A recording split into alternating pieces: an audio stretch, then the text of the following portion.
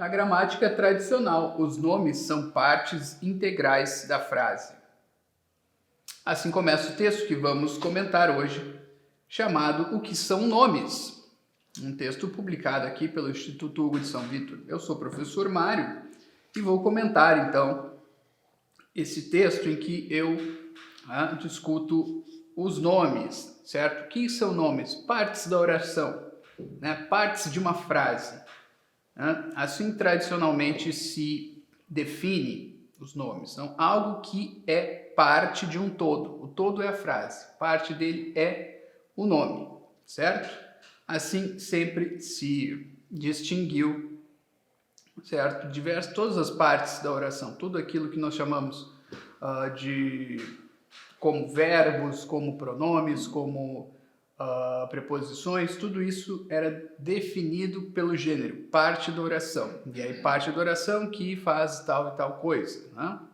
Então, vamos lá. Dizemos integrais justamente porque não há frase significativa sem nome. Certo? Então, eu coloquei ali partes integrais, no sentido de que é preciso que haja um nome para que se perfaça a frase, para que uma frase ganhe o seu sentido pleno.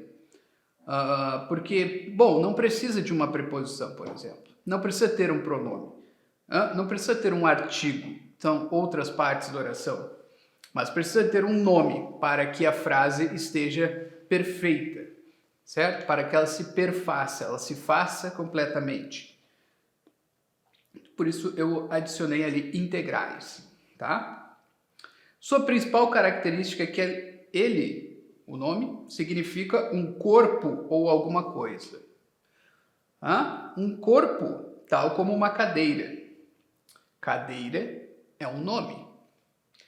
Uma coisa como a liberdade. Liberdade é um nome. Nomes significam coisas concretas e abstratas. Então, o nome também tem essa qualidade, que é uma qualidade de toda palavra, que é significar. Não simplesmente não se bastar a si mesmo.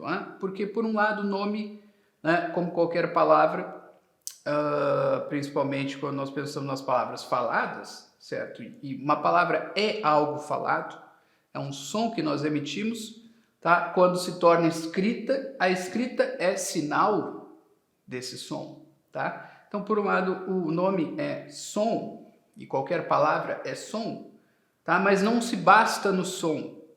O som por si mesmo não produz palavra, porque ele tem que significar. E significar é apontar para alguma coisa.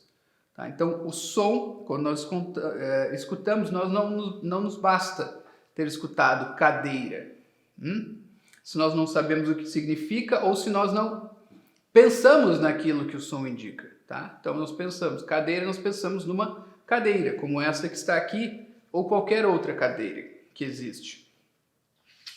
Certo? Então, significa isso. Um corpo, como uma cadeira, algo que nós podemos tocar, pelo menos ver ou sentir com alguns sentidos. Nós não podemos ver o ar, sei lá, mas é um corpo. Nós sentimos, quando ele se move com mais força e rapidez, nós sentimos o seu mover, chamamos isso de vento. Então, nós temos que sentir, em geral, os corpos com algum dos sentidos, mas também ele significa coisas abstratas, como liberdade. Tá? A liberdade, aí eu já não posso tocar nela. Já não posso ver, não posso sentir o seu odor, não posso escutar, certo? Nada dessas coisas. Então, ela é uma ideia, tá? É uma ideia que tem um significado real, certo? Não é só uma ideia. Mas é isso que nós vamos discutir aqui. Outra característica dele é que ele significa por convenção. Isso quer dizer que nós chamamos a cadeira de cadeira porque os povos lusófonos, isto é, aqueles que falam português, concordam em usar essa palavra. Então, convenção, o nome é concordância. As pessoas que participam de uma língua, que falam uma língua, concordam em chamar a cadeira de cadeira. Os povos anglófonos, ou seja, que falam inglês, concordam em usar a palavra chair. Aí vocês veem que chair e cadeira indicam a mesma coisa, o mesmo fenômeno, o mesmo objeto, com um som diferente. Então, um povo que fala uma língua concorda falar de tal jeito, o outro concorda falar de outro. Pode ser completamente diferente, tá? Por isso é por convenção. É isso que se chamava convenção nas gramáticas antigas. Francófonos concordam em dizer chês. Não sei se é assim direito que se pronuncia. Tenho muita dificuldade com o francês. Ou seja, os nomes, como as demais palavras, são por convenção, não por natureza. Então é o contrário de natureza aqui, ou é distinto de natureza. Se o nome fosse por natureza, então quer dizer que a natureza sugeriria o nome das coisas, mas as coisas não dizem o seu nome, certo? Um cachorro não diz qual é o seu nome, né? Qual é o nome da sua espécie. Uma pedra nada diz sobre qual é o nome dela. Então não é por natureza, não é pela natureza das coisas, é porque nós, humanos, impusemos os nomes nas coisas. Continua. Para dominar a gramática, você tem de dominar os nomes, suas significações e suas funções. Assim, por meio deles, você começa a entender o que é um corpo e o que é uma ideia, por exemplo. Então isso é muito importante, tá? Hoje as pessoas, nós notamos assim, porque na escola não se enfatiza essas coisas aqui, justamente as coisas que se enfatizavam na gramática antiga, e é por isso que aqui nós, no Instituto, por exemplo, sempre que chega um aluno novo aqui, nós dizemos, bom, tu tens que ir para a gramática. Não, mas eu já estudei português, pode ser que ele diga. Só que não estudaste a gramática no sentido que nós queremos aqui e que nós sugerimos que tu estudes para tu entenderes melhor, né? Para tu avançares melhor nos teus estudos posteriores, tá? É muito diferente, a ênfase é diferente. Então, a ênfase aqui é, olha, vocês têm que saber distinguir o corpo, né? Algo que é corpóreo, algo que é concreto, de algo que é abstrato, que é uma ideia. E hoje em dia isso está muito confuso na cabeça das pessoas. As pessoas, elas não se confundem tanto na prática, mas elas não conseguem explicar. Então elas podem errar em algum momento, porque elas não têm a distinção muito clara, elas têm uma distinção confusa entre essas coisas. E aí é muito importante que essa distinção esteja clara, especialmente para o estudioso.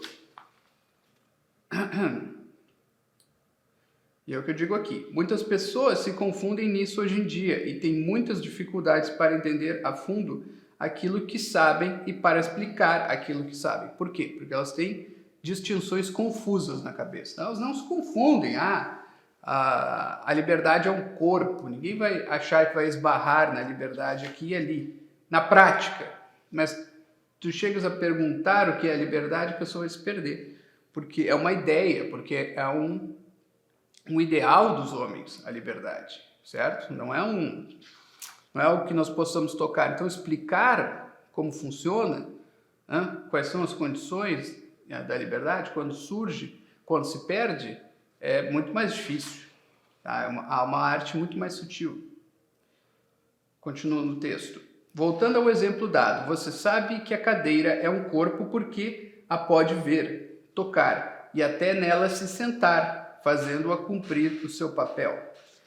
Porém, quanto à liberdade, você não a vê, nem sente o seu odor, nem pode se sentar ou pisar nela, a não ser metaforicamente. O que é a liberdade, então? Ela existe mesmo, ou, como querem alguns, é apenas uma voz, um flatus votis que produzimos?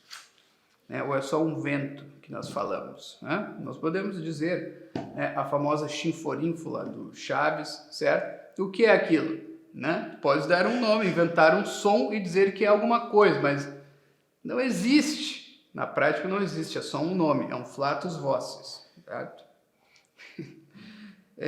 Continua aqui. Bem, ela existe sim, pois, como já observou algum pensador, conhecemos a liberdade, em especial quando a perdemos.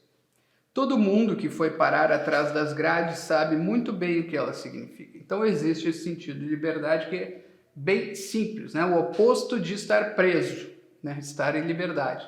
né, no sentido bem material aqui, né, estar atrás das grades, estar preso, né, amarrado, certo, acorrentado, tudo isso, certo? Então esse é um sentido, né? Quando nós não estamos presos, nós temos uma liberdade, uma certa liberdade para ir e vir, né?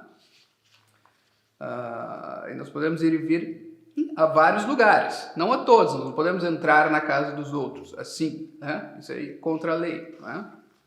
Ao menos era, né? Não sei hoje em dia. Não precisamos agora definir a liberdade, mas é importante você saber desde já que nomeamos também coisas abstratas, como ideias e relações humanas e sociais. Então é isso, liberdade no sentido político, por exemplo, do termo, ela é uma relação humana, social, política, certo? Então ela depende de um conjunto de leis e não sei o que essas leis sejam respeitadas, todas essas coisas, certo? Não basta estar escrito em algum lugar que é lei, que a pessoa pode fazer isso, pode fazer aquilo, tem os direitos de fazer aquilo que não é crime. Não adianta só estar escrito, tem que ser respeitado. Né? Então, beleza, né? Nós temos que entender esse fenômeno, que é muito mais sutil, por exemplo, do que dizer o que é uma cadeira.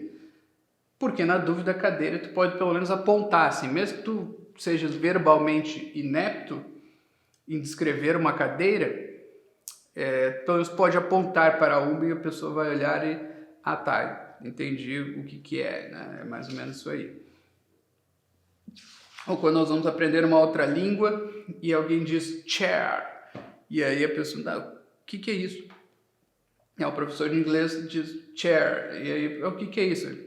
Isso aqui é a cadeira. Pode apontar para a cadeira, pode falar o nome em português, certo? E assim vai. Saber distinguir e definir essas coisas é tão ou mais importante quanto fazê-lo em relação aos objetos corpóreos. Mas isso só é possível quando começamos a dominar os nomes. Então essa é a ideia, né? Nós temos que distinguir. Bom, nós começamos a dar nomes quando nós somos, né, pequenos, crianças, as coisas concretas em primeiro lugar, né?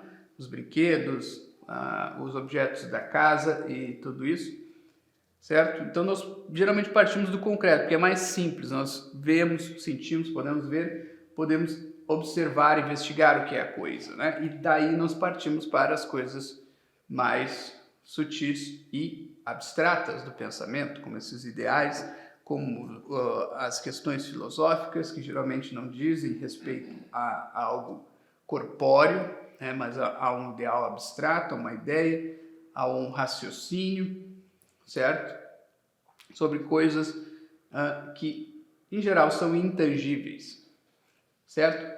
E para progredir para esse lado mais abstrato das coisas, nós precisamos dominar a linguagem, nós precisamos dominar os nomes. E essa primeira distinção dos nomes, que está lá no começo da gramática. Tá? No começo da gramática nós vamos ver, há nomes próprios, há nomes comuns e há nomes concretos, nomes abstratos.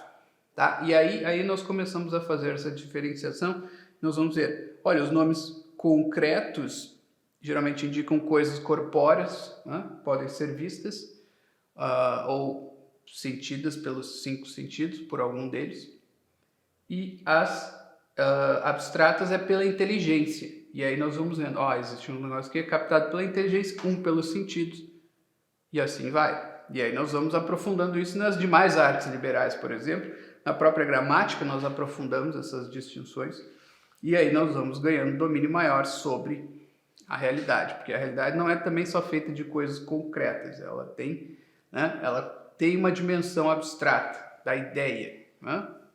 É pela ideia também que o homem domina a realidade. Não é com a força bruta. A força do homem é pequena, a sua inteligência é muito maior, por assim dizer. Então essa é a mensagem, né, que o pessoal aí poder avançar tranquilamente. Por que a gramática é tão importante? Bom, nós sempre trazemos alguma pequena lição para mostrar isso, certo? Então essa é a mensagem de hoje. Gostou, curte, compartilhe e até mais.